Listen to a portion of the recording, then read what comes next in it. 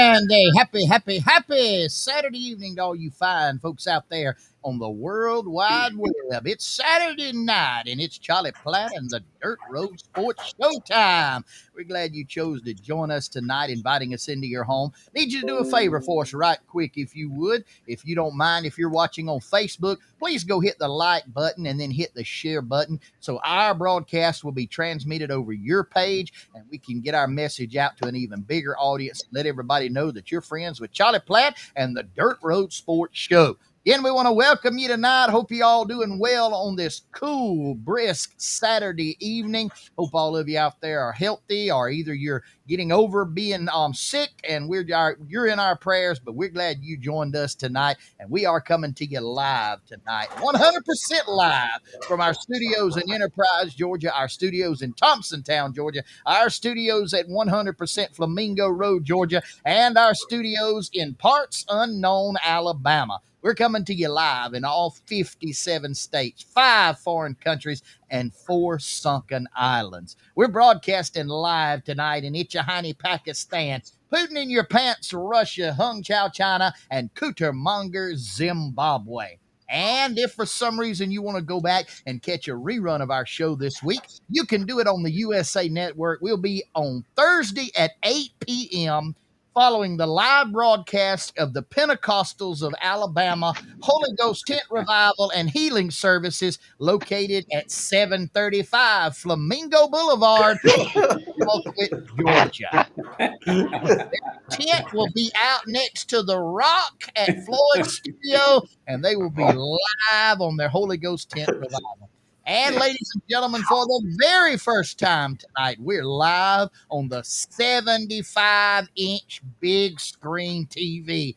Coming to you live tonight for the first time at Ramon's Gas Siphon Tutoring, Indoor and Outdoor Cornholing Training, Full Body Wax Emporium, and Mesh T-shirt outlet in Ray City, Georgia. Ramon. Yeah, I remember a fella named Raymond. Y'all remember Raymond? Oh yeah. Oh. I've seen. Wait a minute, why were you talking about Ramon? What do you got? The indoor and the outdoor cornhole contest. Indoor and outdoor cornholing training. Training. Oh, well, move on. Let's move along, Marvin. Yeah, I was wondering if that's book training or hands-on training. Anyway, we are coming to you live tonight from Ramon's in Ray City, Georgia. And hope all of you are well tonight. Thank you again, tuning us in. If you're just now joining us, click the like button, click the share button on your Facebook. Let everybody out there know you're watching Charlie Platt and the Dirt Road Sports Show. Charlie, take it away. Didn't somebody in the group or somebody who was it that had the tattoo "I love Ramon" removed from them recently? Nobody in this group. Oh well, yeah, it wasn't in this group. Well, the reason I know you do, because the first time I've seen Ramon, I was sitting up there in Cotton Hall minding my own business, and these 3 fools were up there at a desk doing a radio show, and they said something about "I love Ramon," a tattoo that says "I love Ramon," and Ramon run through Cotton Hall right there in Colquitt, Georgia. I saw it. Well, you Ramon has been there. I promise. Ramon, my wife has talked to Ramon. He brought a group to the Bayhall show one night, and his they didn't stay the whole show, did they, Floyd? I want to clarify. I want to clarify something. Go ahead. I was just saying, if I remember right, they didn't stay the whole show, did they? I don't think they did. No. I think they left. Pretty soon. Anyway, that's the way it goes, you know. That might be one of the reasons they threw us out. I don't know. Could have been. Who knows? That was funny. Karen told Nadine come up telling me, she said, "You know, there was a real Ramon in that." I said, "Whoa, okay." I remember he was Ramon. I'm kind of debating on whether to tell this true story or not about Louis Grizzard in Dothan, Alabama. Let your conscience be your guide. Yeah. Hey, you know where the line is? We can't draw it for you, but I'll draw it on the screen. There's the line. Yeah, it's kind of low. Yeah. That's what we used to do for one another. We draw that line on that piece of paper. I'll think about it for a while. I want to clarify something about cows. A lot of folks think cows are dumb. I'm here to tell you at Piney Grove Farms, we have some smart cows.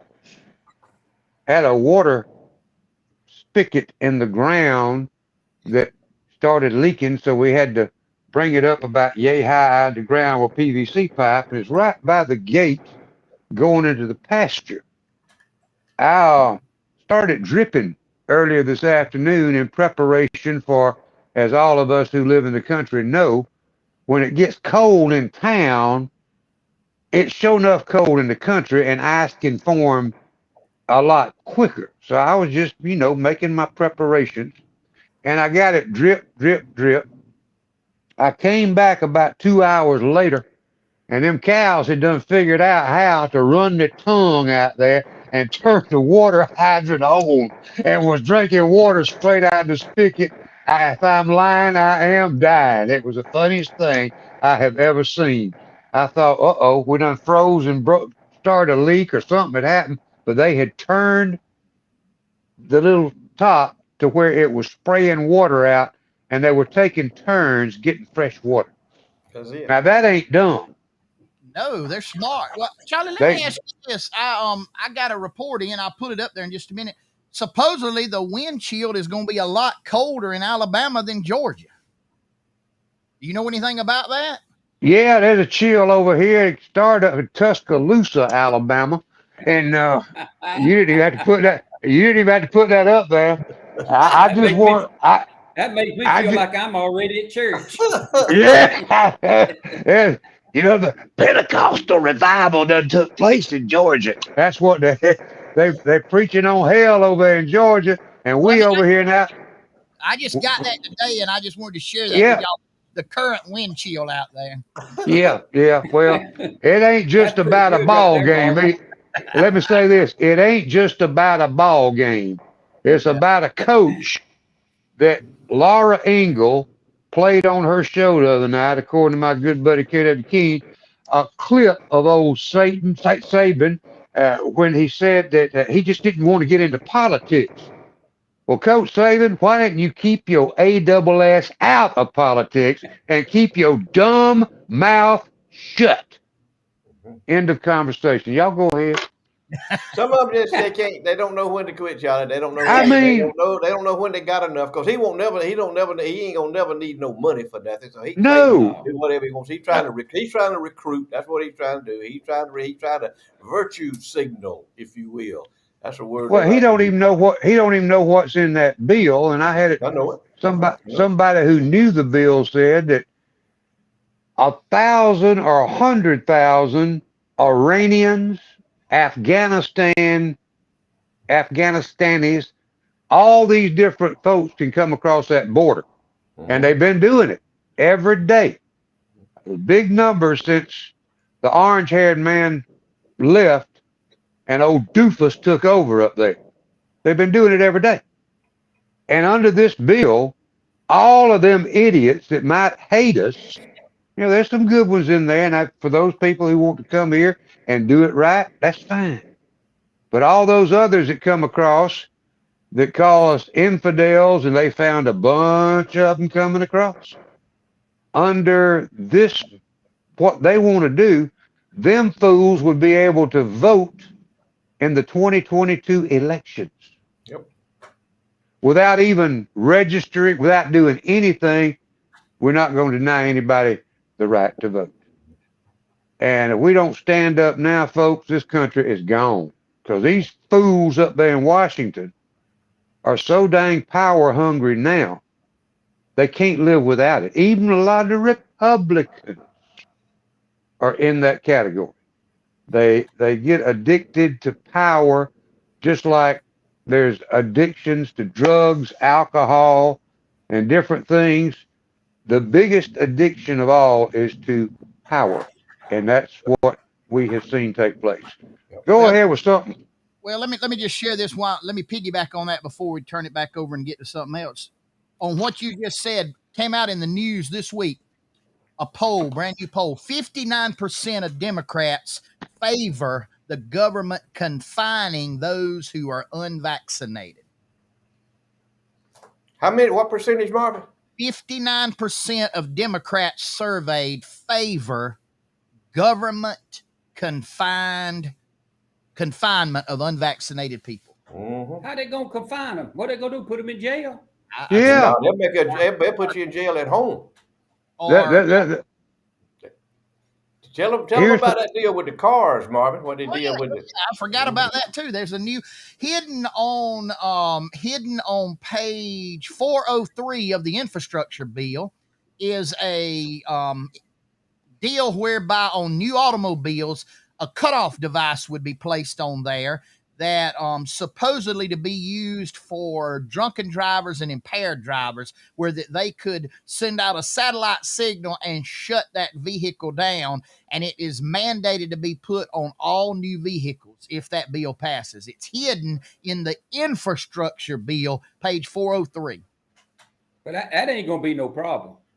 Because the way things is going, working folks ain't gonna be able to afford no new vehicle no way. So who that gonna affect? Oh, that's there true. you go.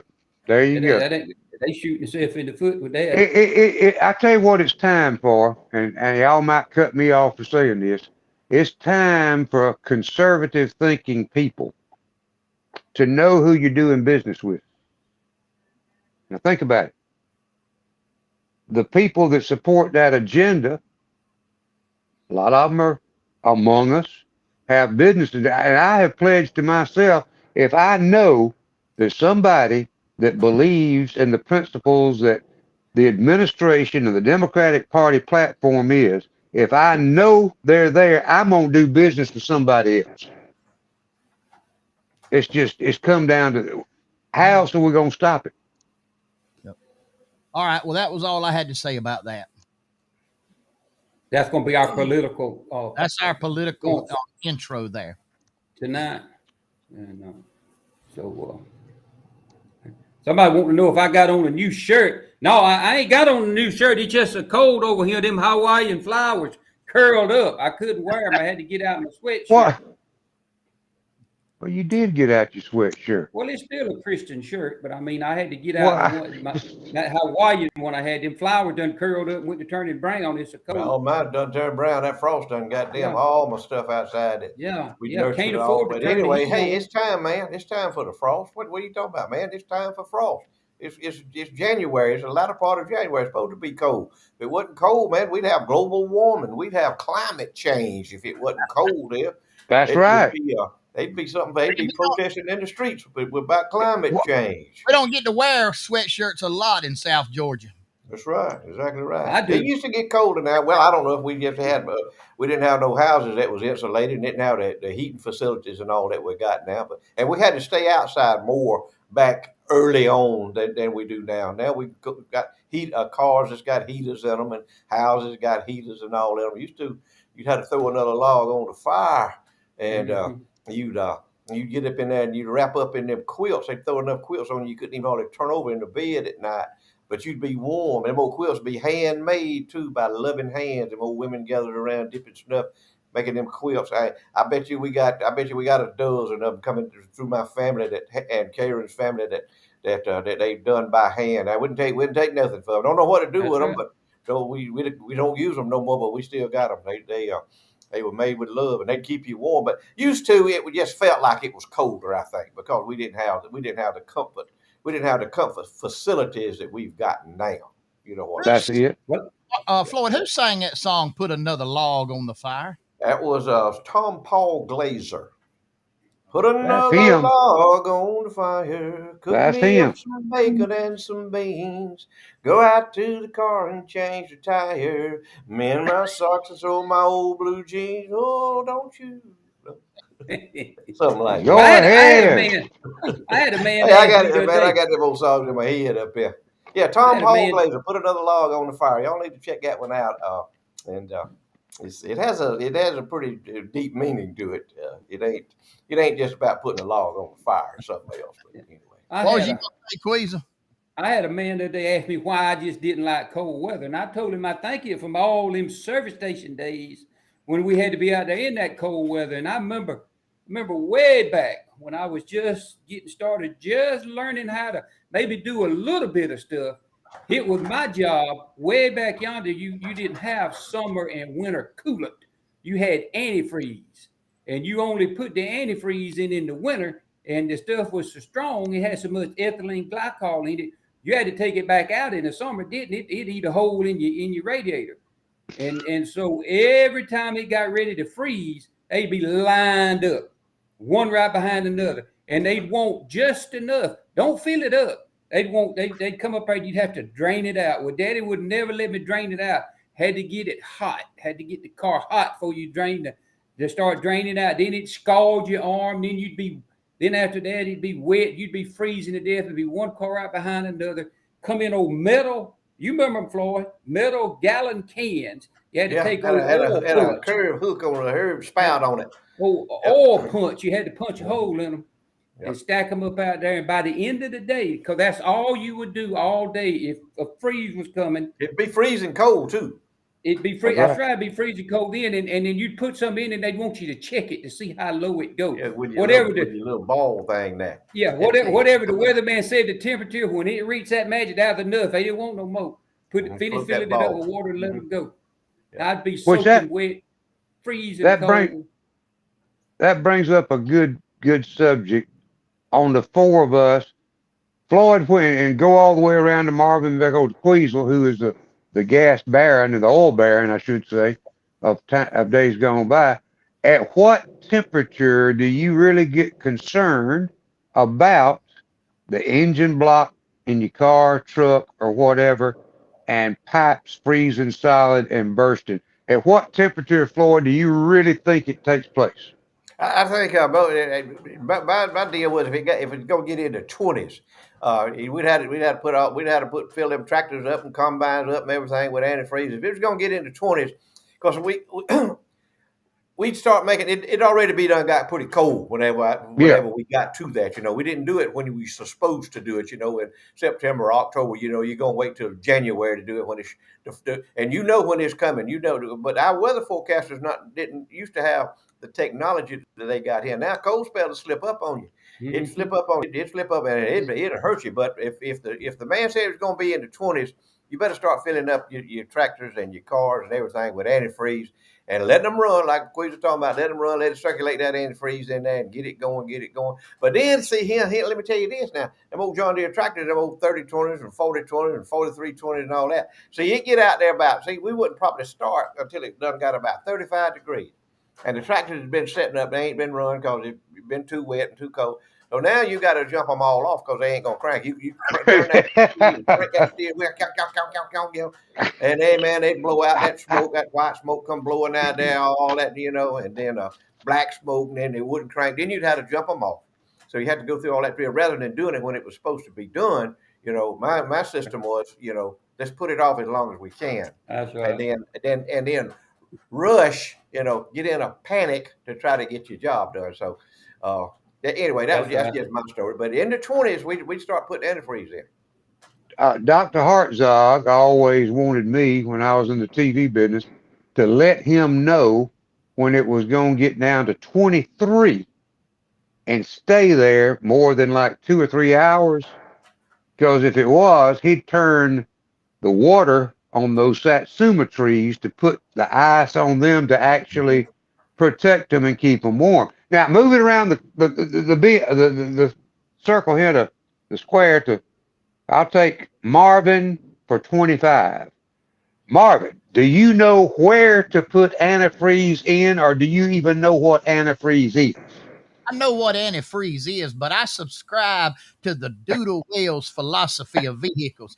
He drove a Ford Ranger pickup truck, had 300,000 miles on it, and never changed the oil, just added to it. I know somebody that's done that. Just added. But now let me say about at the farm about busting water.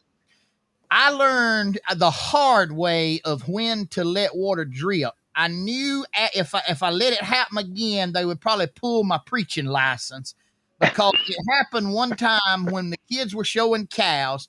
I went out the next morning. There was water blowing everywhere under the barn. There was 6 inches of water in the cow barn with all the show cows. And it took me 6 weeks to repent of all of. I knew there had to be a story somewhere. That's why. But going back to Doodle, did he ever put antifreeze in the Ranger pickup truck? I'm sure he did. Well, Yeah, I would say he would have. Yeah, Yeah, I Okay. put some in. I put some in for him over the years. yeah. Yeah, he Okay. did. I I just knew he would have. He didn't put near ounce more than he had to have in there though. Uh-huh. He was now checking them balls. He was looking to we see what them balls said. Mhm.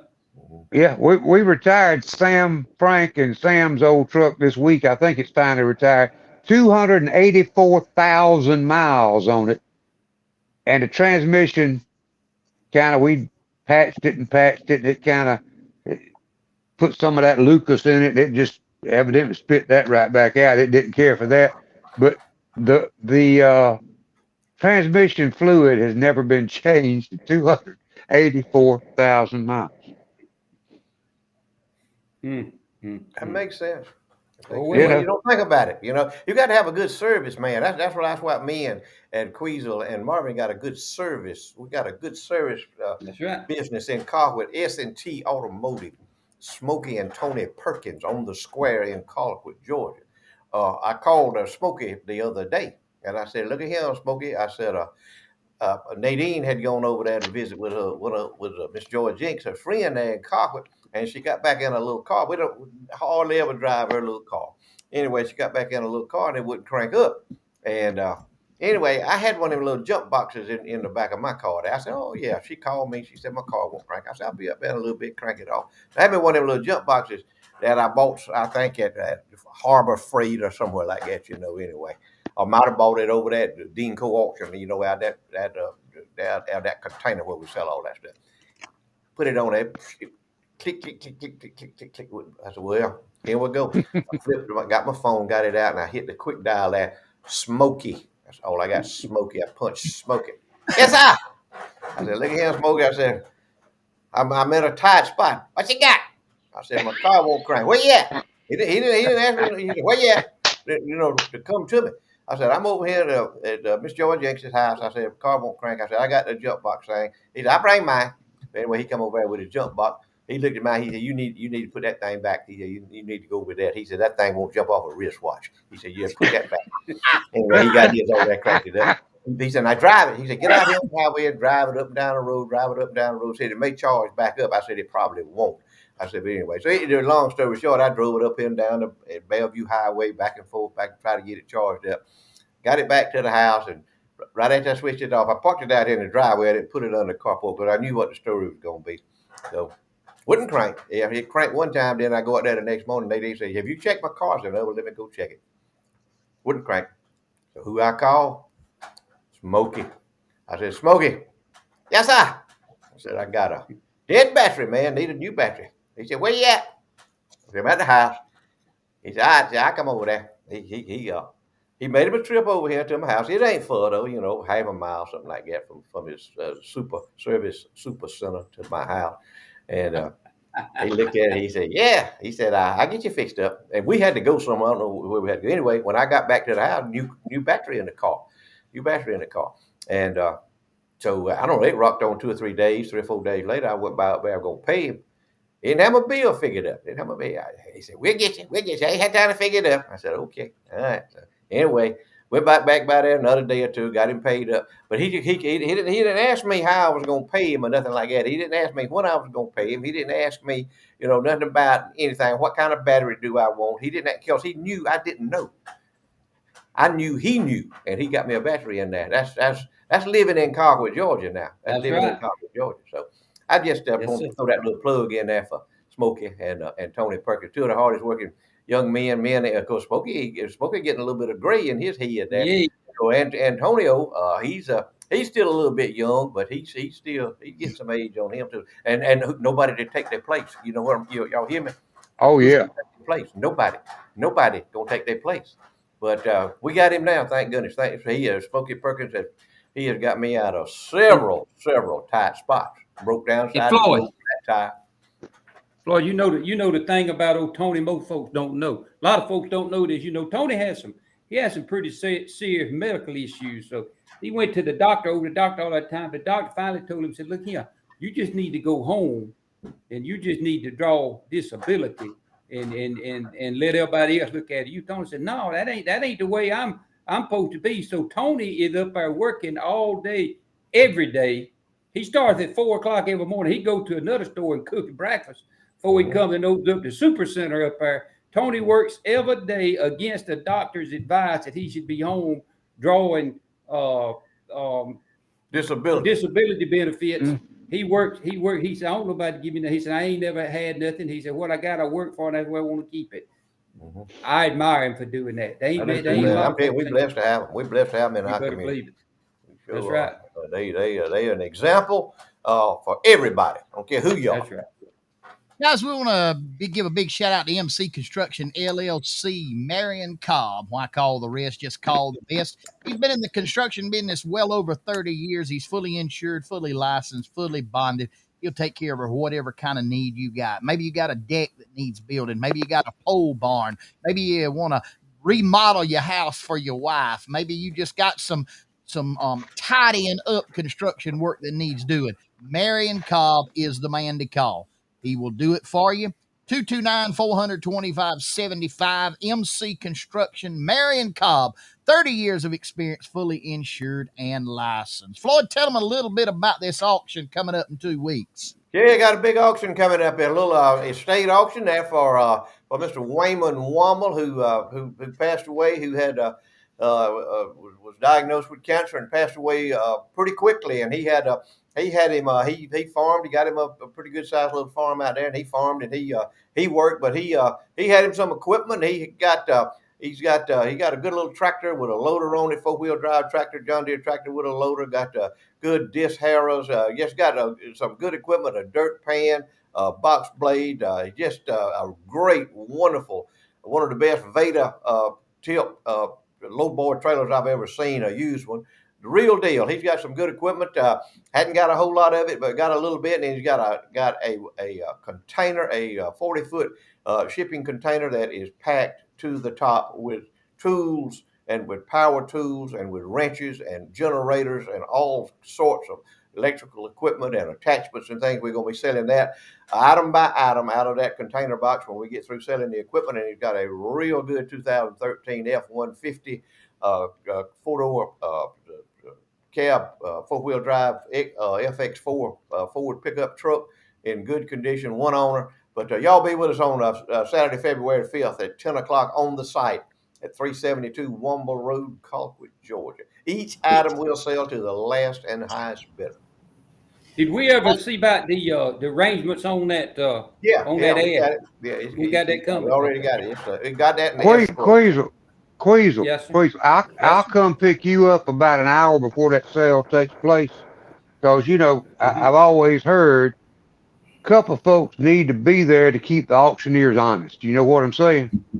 Listen, let me tell you something. I done worked auctions with them too. And it ain't a good idea. It ain't a good idea to be associated with them two at no auction. I ain't going to no more auctions with them because people don't like the way they auction stuff.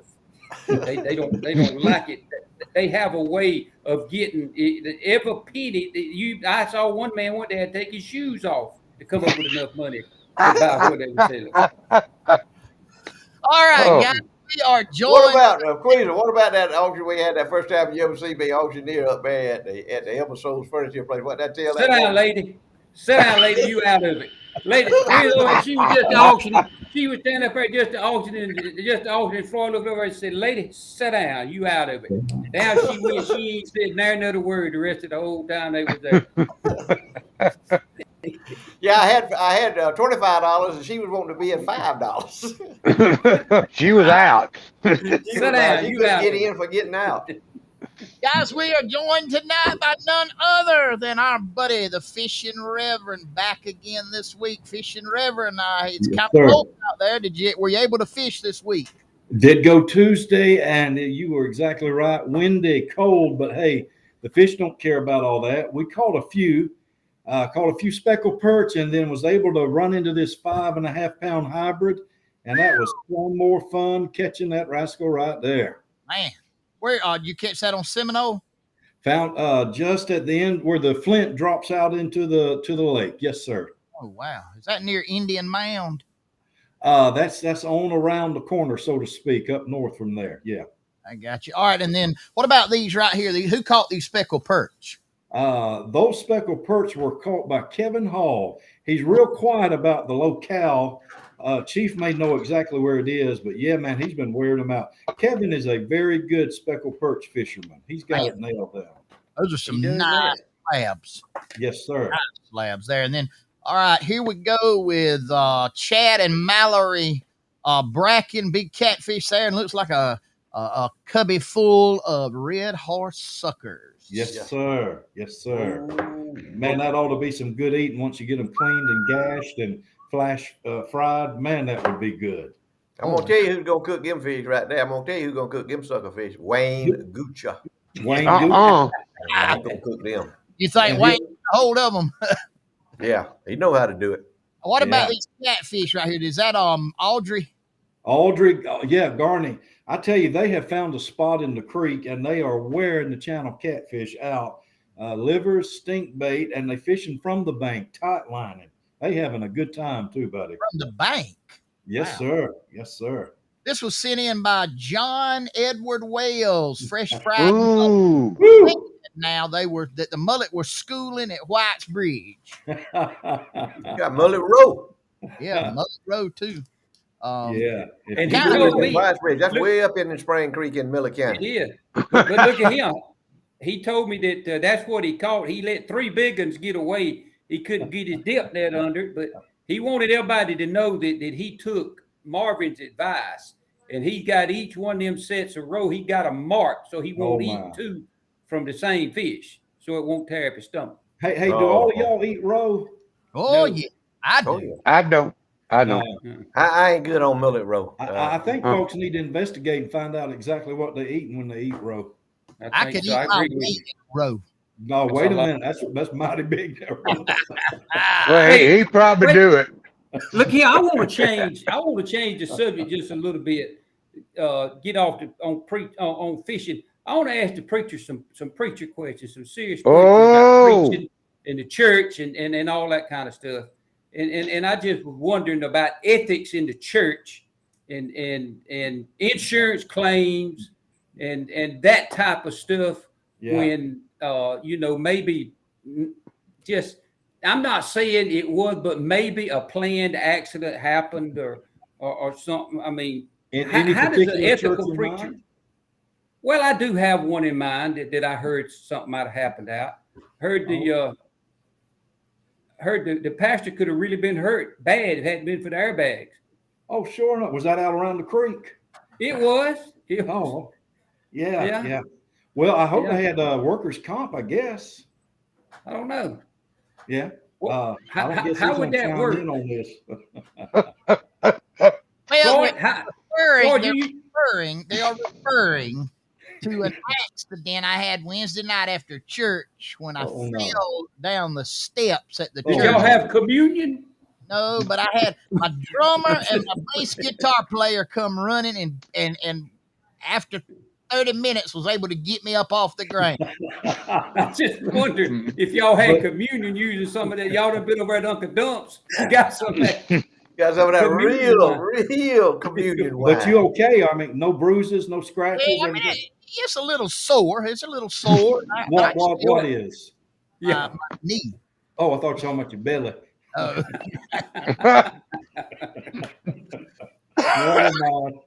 He bounced right back up from it, Pastor. That's what his church as a fellow pastor, I hope you're doing okay, brother. Yeah, I know you are. You gonna be able to preach tomorrow? Oh yeah, I'm gonna preach tomorrow. Yes, sir.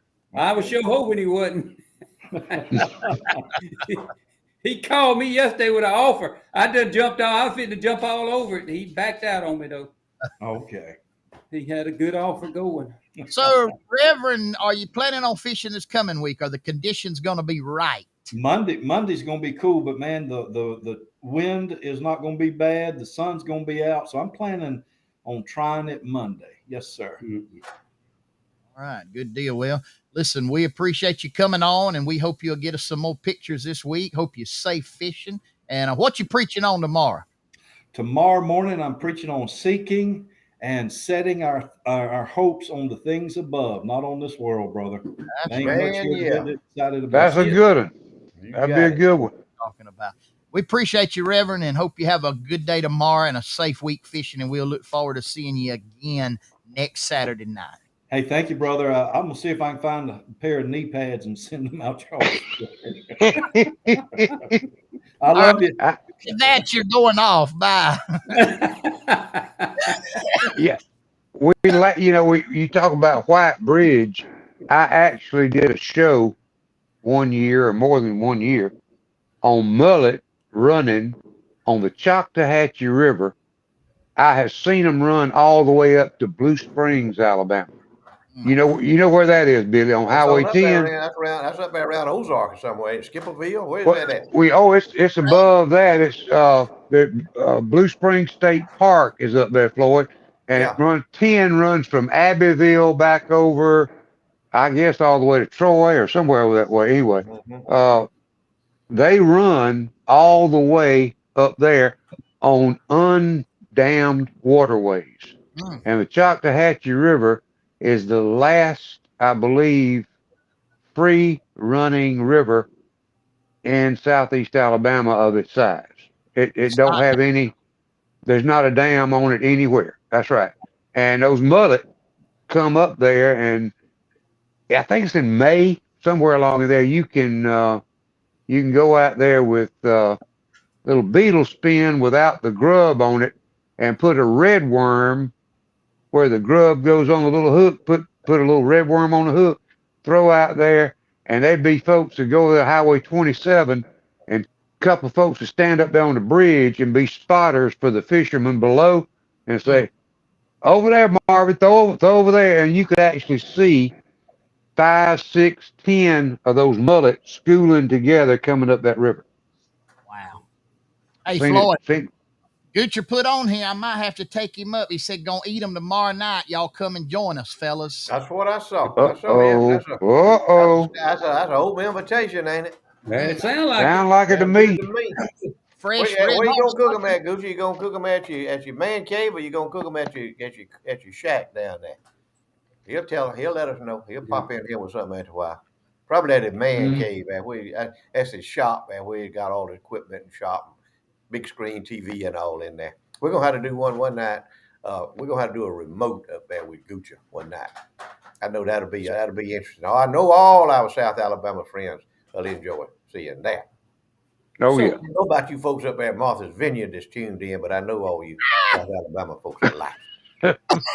So, Charlie, I want to go back to Dr. Hartzog now, because you said the magic number is 23. Because my 23. wife had me out there today wrapping up. You know, she got them Dr. Hartzog satsuma trees. She's got that grown tree that we went over there and we dug up. Right. And not only did we wrap up the leaves around, we put a blanket around the bottom of it. We got it all fixed up, and we wrapped up the other satsuma trees he gave us. We wrapped up the lemon tree, but we couldn't remember what the number was. So the number 23. is 23. Well, wait a minute. That's when he freezes them to keep them from being harmed. He puts the ice. He does a sprinkling spray stuff, and the ice forms on them, and they completely freeze over. Now, what did you wrap them with, Queasel? We just put a tarp around them. Same thing we've always wrapped them with. Okay. Plastic is not good to use on them. I just wanted to mention that. Plastic. No, it wasn't plastic. It's something else. I don't know what it is. Okay. It made a difference. She said wrap them. We wrapped them. Yeah, exactly. How cold is it supposed to get in a moment? What's the degree supposed to be? It's supposed to be about 26. 26 is the last I saw. Some places will probably hit around 25 or 24 in your normally colder location. Weather app say 27 in the morning and 27 Monday morning. John Edward Wells said he would give you a 100% guarantee that it would not be 26 degrees in Miller County in the morning. Now, how he knows all that? Who said That's that? what he told. John Edward Wells. Oh, I mean, okay. you know, Go ahead. he's Move a on. weather he's a Okay, weather go ahead. prognosticator. Go ahead. Next subject. Go ahead. Move on. Yeah. You Well, know, let me John ask Edward was y'all a one that question. he had the egg. John Edward, Charlie, you remember me telling about the egg throwing monkey that rode the Monkey. dog? Yeah. John Edward and Frog. That was John Edward monkey, and he would throw eggs at Frog. When Frog would go out, his brother Frog go out there in the egg house and pick him up. Then he'd get on his dog and ride the dog up there to Uncle Harry's place. Somebody come along and run over the dog and the monkey, and they was deceased. But Floyd, Frog was happy. He was glad the egg throwing monkey was gone. you know where he got that monkey? Say what You know now? Where? You know where John Edward got that monkey? Uh-uh. He bought it at Gibson's up there in Albany. You remember that little pet store? I don't that. Yeah. They sell everything up there. Sure would. That's where he bought it at. Well, they sell a boat. They sell a canoe. They sell shotguns, monkeys, whatever. Oh, no. I know the man one time in Cogwood, Miller County, Georgia. He's working for a farmer, and the farmer give him a bonus at the end of the year, about $1,200 bonus. Him and his wife. Because they ain't have no sense. Neither one of them didn't have no sense. Him and his wife went somewhere and bought a dang monkey with the $1,200. And they were living in about a $300 trailer house. And they turned the monkey out in the house. Monkey went crazy, went wild, and got out the door and run. They ain't seen the monkey since. They didn't own him 24 hours before that $1,200 was gone. That sounds like my ducks. That's Miller County. That's a true Miller County story right there, buddy. Yeah. That sounds like the ducks I bought from Marvin. Yeah, your ducks. Uh-huh. Yeah. Yeah. Them $7.95 a piece ducks that I bought from Marvin. Yeah. Yeah, I bought it. I ain't told you that, Charlie. No. I wanted some ducks to go over at my pond. He said, don't worry about it. I get you some ducks. He said, so if he come next week or two, he come out here with some ducks. I think he had 6 or 7. I can't remember how many he had. Them were the ugliest ducks I ever seen in my life. Had all kind of warts all over the face. Big, just ugly, just ugly. They look like their kind of duck you ever seen on Duck Dynasty or nothing that. Just those ducks. And he said, man, he called some kind of name he made up for him about how long it was. And he said, look here. He said, I ain't making no money out of them. He said, you can have exactly what I got in them. I said, well, how much you got in them? You know, I was expecting $1.50, something a piece. It was $7.95 for them ducks. It was, how many was it, Marvin? 6 or 8 of them? 8 of them, yeah. Take $7.95, multiply that times 8. That's what I paid him for them ducks. And them ducks beat him home. He unloaded my pond. They swam around one time, took off and flew and beat him home. And I went out there to his house for something else a week or 2 later, and there was my 8 ducks out there at his house. Done flew back home. He had them trained. That was 8 years. Yeah, like a carrier pigeon. That was 8 years ago. Them ducks has been sold 64 times in 8 years. I tell you what, talk about the monkey. The best monkey story I have ever heard was from Dr. Perry Mobley, veterinarian over here in Southeast Alabama. Does a lot of work over in y'all's neck of the woods. Yeah. But he got an emergency call on a Sunday morning to come see about a monkey in downtown Haleburg, Alabama. And the situation called for the monkey to be castrated right then. I'll leave it at that and see if I can get Doc to record that and let him tell the story of all them Baptists and Methodists going to church on Sunday morning in downtown Haleburg, Alabama, with a monkey castration going on right there on Highway 95 on the edge of the road. Lord, Woo! You can't make it up. You cannot make it up. Guys, it's that time again. Our short list books and definitions. Our sponsor in perpetuity exclusivity Berry Hill Auctioneers, Mr. T.C. Berry Hill, and he is in Copper Mountain, Colorado, or either he's somewhere else across this great planet. But we appreciate T.C. Berry Hill and the fine folks at Berry Hill Auctioneers for their sponsorship of Floyd's short list books and definitions. Y'all ready? Ready? We're gonna have the show. We're gonna do the short list tonight. First one is Republican conservatives that don't have a voter ID card. Oh, That don't have a voter ID card. Okay. Polling places in America that suppress Democrat voters. Hey, call me. Hey, call me. Call me. Oh, come on. Call me if you got one. Tell me in a place in America where they don't let folks vote, where they don't let Democrats vote. Call me. Call me. Yeah, I'll talk to you. All right. Other than acting like trash, talents that the Kardashian women have. Can anybody name me a talent that they women have other than acting like trash? Here's another show that ain't on my list, but I just have to think about it. Here's a card there. How to find a husband that would be a good father for your child. Like the Kardashians. Jewish, here's a show list. Jewish embalming schools.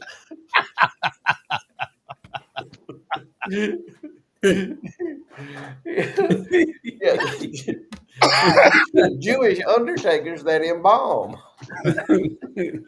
Here's another one. Hey, it's getting close now. Y'all remember Abraham? Y'all remember old Abraham in there? He get close to that. Taliban Muslim embalming schools. Well, when the Taliban gets through with somebody, there ain't nothing left to embalm. no, sir. But a sandal, a toenail or two in once in a while. Taliban Muslim Bible salesman. Here's one to show this here. Pickpockets at a nudist camp.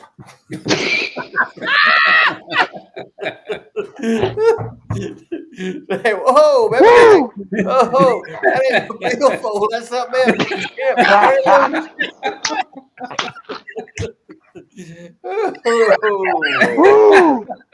Here's one right here, real short here. Multi-family government housing projects on Martha's Vineyard.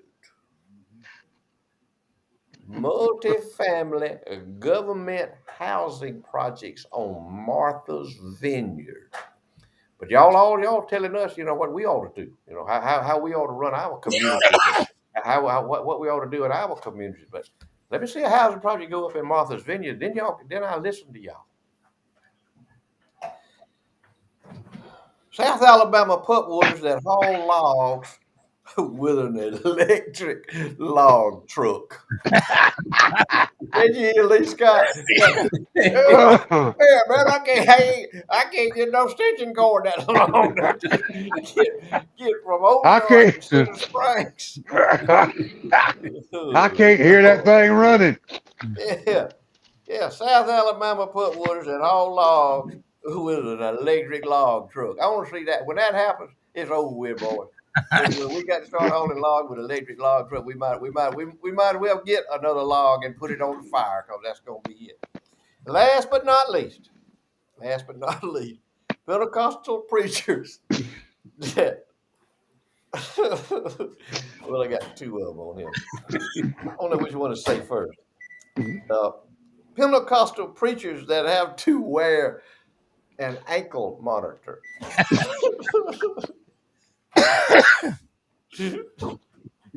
Here's the last one. Pentecostal preachers that collect teddy bears. I'm done. That's it. That's it. Real short list on them two there. Woo! Hey, Lord have mercy. Gotta go back and get you your all-time one. Oh, the all-time of all time? Yeah, including his bowels and his bladder. Things that Joe Biden has any control over. All time, every time. Thank you, Marlon, for reminding me of that. And he did a minute an hour and 52 minutes of showing he had no control over anything this That's right. past He week. proved it. He proved he had no Well, control over anything. Boy, they somebody had him asked so me, pumped up full of methamphetamines, you wouldn't believe it. But anyway, go ahead, Marvin, with your picture there. Cool. Yeah, Charlie, tell us a little bit about this. You said I thought it was this, a sunrise, but it's a moonrise. that is looking due east off Grady Road toward you folks over in Georgia.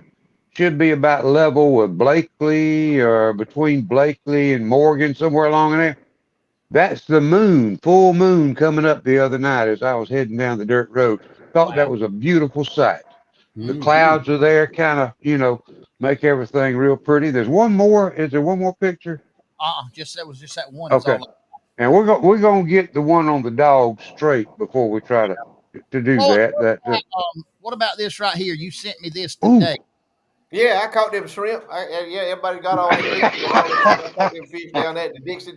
Caught them shrimp down at the Dixie Dandy. And put them in some grits and fixed us up some cheese grits and a little salad on the side and some of that homemade cocktail sauce that Nadine puts together there with the horseradish in it and some Uncle Billy's sauce in there and some ketchup and lemon juice. The best. But that's the way to fish right there, folks. That's the way to go catch fish. I caught them all down there at Dixie Dandy. Hey, Floyd, you'd sent me this to put up here about Judge J.A. Drake Company Enterprises. Yeah, I want to tell you a little bit about it. We got a little time. I want to tell y'all a little bit about that. I I've got a yearbook here. Of course, I've said this before. It's something I'm very proud of. That I'm a I'm a Mason and I'm a Shriner. I was inducted into the Shrine in 1978, and I've got a yearbook. My neighbor over here, Ronnie Wrench's wife, Miss Jan Wrench, her father, Mr. Dick Spancake, who was the all-time world champion, Hall of Fame car salesman. Uh, he was inducted in 1950, and I've got a yearbook from 1950. And then this is some of the people that bought sponsorships. Bought ads in the annual there in the yearbook. And Judge J.A. Drake. I don't know. Some of you older folks remember him. I know Queasel remembers him. Oh But yeah. the one on the left, right there, J.A. Drake and Company, where you see that little wagon frame and all right there, looking at it right there, that was the John Deere dealer. He was the original John Deere dealer in Colquitt, Georgia. And that little thing right there that you see with those bars on it, with those horizontal bars on it, that was a peanut shaker. That where you'd go out in the field and you'd plow the peanuts up with one tractor and you'd pull that thing behind you and shake it. You'd shake the peanuts. Then there's a little four-wheel trailer frames and all that. And then the one on the right there with the little looks like that's an early SUV. That's probably a 1950 DeSoto or Dodge SUV. It says Drake. That was Drake's Pancake uh, Chrysler Plymouth Dodge dealership that Dick Spancake, his son-in-law, ran for years. And Dick Spancake was the world champion car salesman. But that was it. That was one of his enterprises. And another one here, I didn't even know he did, the Sunrise Grocery Store, Judge Drake. And he was a judge. He was a judge and a lawyer in Colquitt, Judge Drake was. He had that. And the one down here on the bottom, Drake's Feed and Seed Store. And I never knew he had that. But there's feeds, seeds, and baby chicks. And the chicks would come in on the bus. They would bring them in on the bus, and he would sell them. And then the one on the right here is, I'm going to have a little story to tell about this, was Drake Hester, who was his son-in-law. Mr. Ed Hester was his son-in-law, and then Mr. Dick Spancake was his son-in-law that owned the dealership up there. But Judge Drake had a peanut buying point there, and this would have been 1950 is when this took place.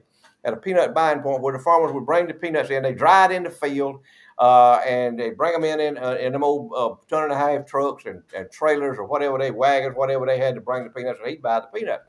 And Judge Drake had him a sign out front of his peanut place. He bought peanuts and pecans, and he had a sign out front during peanut season and we start harvesting peanuts here down here in Southwest Georgia. Those Spanish peanuts start harvesting those around August. That would be the first crop to come in. The Spanish peanuts would come in before the runner peanuts come in. And he had him a sign out front said, "We buy peanuts." And all the farmers, they'd come into town and they knew Judge Drake. They knew him. He was a very, very colorful character. And they knew he bought peanuts. And he was an honest man. He was a good man, Judge Drake was. But anyway, he had a sign out. Well, during the summer months, the farm boys would come into town with their mom and daddy, and they would have like boiled peanuts early on in the season. You know, they would get out there, pull peanuts up, and boil them, and they would walk around town. They'd have them like a little Coca-Cola crate or a box or something, or a orange box or an apple box or something tied to have a string tied around the neck with that thing, and it'd be full of peanuts in their little brown paper bags, and they would sell those peanuts on the street in Colquitt, Georgia, walking around, because on Saturday afternoon, that's when everybody came to town, and they would walk around, they would peddle their peanuts. They'd see them little old barefooted boys with them overalls on that come from the country, and they'd be selling the little peanuts in their little bags. I don't know, probably 3 cents or 2 cents or a nickel, maybe a nickel for a big bag, but they would sell those peanuts. Well, anyway, one of them little boys walked by Judge Drake's place, and Judge Drake was in there in his office, in there where his peanut buying point was, peanut place was, right there on First Street, right as you turn going up toward Damascus. That was his place on the right there. Had his sign. The little boy saw his sign that said, "We buy peanuts." So he goes in there with his little peanuts in his box, you know, with a little rope around his neck with his box full of peanuts and in the little bags and everything. And he says, "I got some peanuts to sell." And Judge Drake looked at him. He said, "The son said, I don't need no peanuts." Says, I buy peanuts. I got all these peanuts. I said, "I don't need none of your peanuts. I got all kind of peanuts that I've already bought and peanuts that I buy." I said, I don't need your peanuts." And the little boy said, "Wait a minute now." I said, "Oh." I looked out there, and the sign said, "We buy peanuts." He said, "Yeah." He said, "I know." He said, "I do buy peanuts." He said, but I ain't gonna buy your peanuts." And the little boy looked at him and said, "You ain't gonna buy my peanuts?" Judge Drake said, "No." He said, "Well, let me tell you." He said, "Won't you take your damn sign down then?"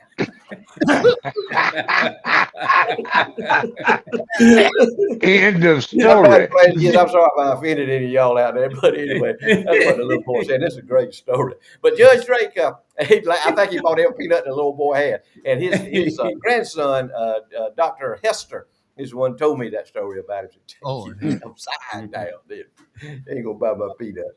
But I think he probably bought every peanut the little old boy had. But old Judge Drake, he was all right, man. He was a character. He was a colorful character in Colquitt, Georgia. He was an institution. He's the man that fined me. He was a interim. He wasn't the mayor.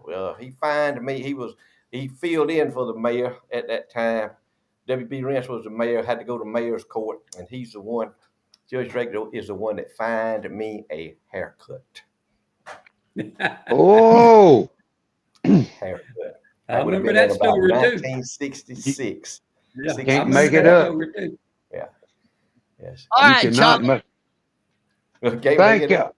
No, we appreciate all y'all that join us every Saturday night for this hour of whatever you want to call it. It's just four folks visiting with one another. There ain't nothing planned. There ain't nothing rehearsed in it, I guarantee you. No. Except maybe Marvin every now and then, but you know how preachers are. Which, by the way, the ankle thing caught my attention a while ago, Floyd. Yeah. It's a short list, I know, but I think Jim Baker was on that list for a while. just going back into history, history. He's the only one I know of. Only Pentecostal preacher I know of that ever had an ankle. Because he wasn't for real. Now, Jim, you understand, Jim didn't sweat. No. Oh, Jim didn't. No, he didn't let his dog sweat. You remember, the dog had an air conditioner in the doghouse. But that's another story. Yeah. Thank y'all for letting us. If you're a Pentecostal preacher, you got to sweat. You got to wet. The shirt has got to be completely wet. That's right. You got to sweat. If you really, preacher, you better sweat. If you ain't sweating, you ain't real. That's right. Thank y'all for and letting that us. Could be true with a lot of preachers. A Baptist preacher too. Free will Baptist. Because a Methodist preacher, you ain't never seen a Methodist preacher sweat, and won't never see one sweat. You ever seen a Catholic priest sweat? Catholic priest ain't gonna sweat. He is not gonna sweat. It's nor a Jewish rabbi. I promise. Thank y'all for letting us come into your houses on Saturday night. We appreciate you. Are we planning our world tour 2022? Are we gonna get back out on the road this year, boys? Yes, sir. We open for Okay. dates right now. Oh, explain and with that, thank y'all. And at the end of the show, Marvin, tell them how they can have us come see them in person uh, one night. And with that, I'll throw it up north to Queasel. Go ahead. Well, I just appreciate everybody letting us in. Had a good time tonight. Talked about some good stuff. I'm sure we don't have to tell everybody every week. We don't rehearse none of this stuff. I imagine it's probably pretty obvious, but we don't. We ain't got no idea what nobody's gonna say. We don't even know what big screen television we own till Marvin tells us. We have no idea who's watching us and nothing else. So, and that's what makes it fun. You know what? This is just as much fun for us as we hope it is for y'all, because we ain't got no idea what's going on, but we love it. We try to keep it as clean as we can, and just if we can make somebody smile, if we can just make you smile, because there ain't a whole lot in today's world to smile about. But if we can make you smile, then we have done what we want to do. We love y'all. Thank you for spending an hour with us, and we'll see y'all next week. Floyd. Amen. Amen, Queasel. That's it, buddy. We happy to be here. We happy to be here. We we blessed beyond belief. We are blessed beyond belief to live where we live, to know that we can get in our car and we can drive up to the grocery store or the drugstore or the furniture store or wherever we got to go, and we ain't scared that nobody's going to jackknife. What do you call it? What do they call it? Carjack your car and knock you in the head and drag you off somewhere and kill you and do that. We ain't scared of that. You know, we're prepared if that happens. Just Yeah. remember that if anybody's out there listening that's got any foolishness in their mind, we're prepared for that, but we're not scared that that's going to happen. We're not scared. We're not scared people. We're not we're not terrified of anything other than the only thing that we would be terrified of is some of our family get bad sick or something like that, and then we know who we can lean on to get us through that deal. So we really ain't scared of a whole lot down here. If any of y'all folks up there around Martha's Vineyard or in San Francisco, if y'all listening to us, we live in the greatest place in the world. I'm telling you, there's a guy that moved here from Los Angeles, California, bought a house here in Colquitt. Bought the Sunny Grow house. Him and his wife moved from Los Angeles, California. He's a music producer. We saw him not long ago up at Cotton Hall at an event. Me and Marvin was there at the event, and we saw him in there. And he got to, he had his family, had his wife, his family. They came there to the deal. We asked him, said, "What in the world brought you to Colquitt, Georgia?"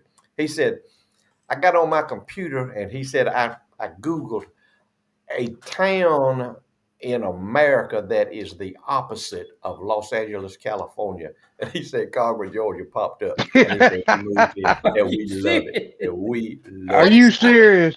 I'm just as dead serious as I can be. Is what he said. Ain't it, Mark? Go ahead. What he said. But anyway, we thank the good Lord that we live where we live and that we can do what we can do and that we can go fishing and catch fish and cook fish and joke and enjoy one another and love one another all along while we're doing it. So y'all have a great week next week. Good Lord's willing, we'll see y'all next week, and we'll be having some more fun with y'all. Guys, Charlie mentioned we are available to go on the road. We do.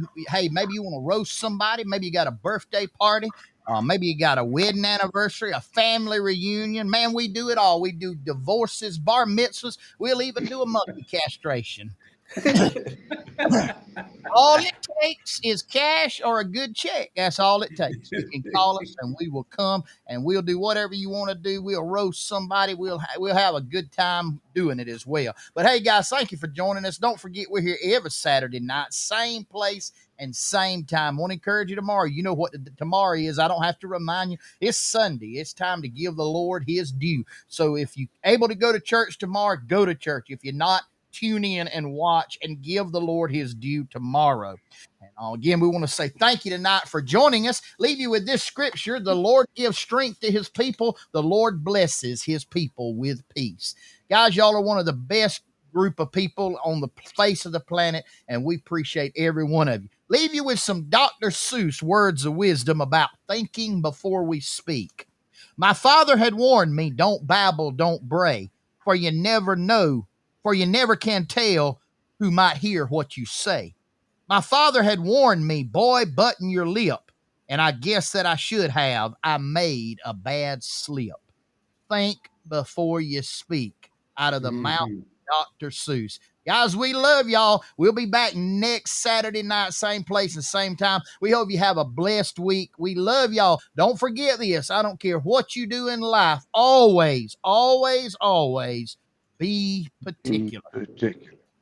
Good night, See guys. ya. See y'all.